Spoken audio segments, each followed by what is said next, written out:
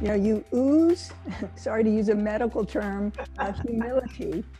And, you know, humility as a virtue often is linked to this sense of service, but you also exude confidence, you know, blended with that. But yet you've shared some very personal stories about really struggling with confidence, particularly, you know, in a tough environment as you were in those early days of women and being a woman of color at West Point, and working hard to earn, you know, a slot to go off to a very selective graduate program. I wonder if you might share some of the journey that you've had in terms of confidence and humility, and how maybe your purpose has kind of oriented you some.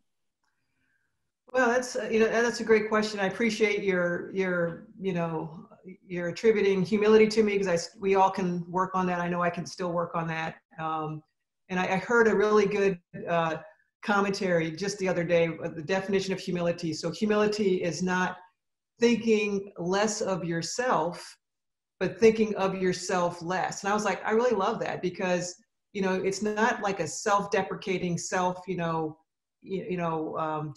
always down on yourself. So you don't, are not, I guess, dissatisfied with the type of person that you are, who you are. But you think of yourself less for a greater purpose and a greater mission.